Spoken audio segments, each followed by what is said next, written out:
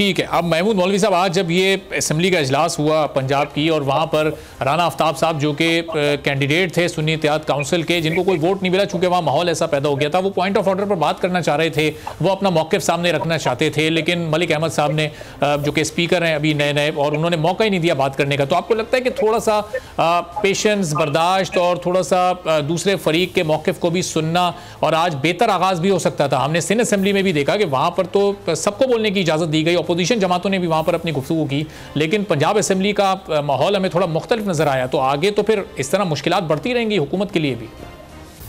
नहीं, मेरे ख्याल से भी मैं आपसे एग्री करूंगा कि थोड़ा सा सब्र तहम्मुल को सबको लेके चलना पड़ेगा। एक तो ये देखें, ये अगर वो उनको कुछ कहने देते तो कोई फर्क नहीं पड़ता, मगर ये जो है उन्होंने एक चीज में आपको बता दो, पीटीआई ने अच्छा किया कि बाहर जाके उन्होंने एहतजाज किया, तो उसमें ये है कि इनको ओथ लेने में और जो स्पीच देने में कोई मतलब कोई हिंड्रेंस नहीं था। तो देखिए, आहिस्ते आहिस्ते मेरे ख्याल से सारी पार्टीज को मिलकर चलना पड़ेगा। जैसे अभी मेरे भाई ने कहा, बिल्कुल सही कहा कि देखें ये इम्प्लीमेंट होना पड़ेगा। इस वक्त हमारे पास कोई चारा नहीं है कि बिना इम्प्लीमेंट करे ये मुल्क को चलाया जाए। तो जो वो स्टेटमेंट्स देंगे ये इम्प्लीमेंट होना बहुत जरूरी है। खास तौर पे मैं कहूंगा, यूटिलिटी की बात कर रहे थे, आज ही मैंने खुद देखे ना यूटिलिटी का जरा सर्वे कराया, तो यूटिलिटी की कीमतें जो है स्टोर की आम मार्केट से महंगी है। तो ये वो वाला काम ना करें कि जो कि सेल लगा के चीजों को महंगा करके फिर सेल लगा के आदमी सस्ता करे।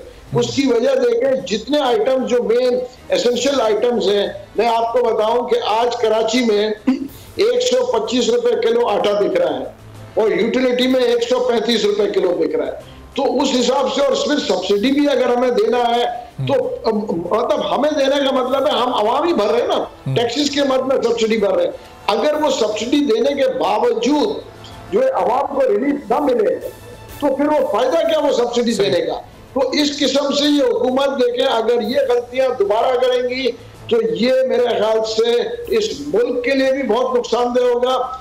पार्टीज के लिए नुकसानदेह तो होगा ही होगा, मगर मेरा इंटरेस्ट इस मुल्क के लिए है, मुल्क के लिए बड़ा नुकसानदेह होगा। ठीक है, और ये कहूंगा सब्सक्राइब करें और बेल दबाएं ताकि कोई खबर रह न जाए।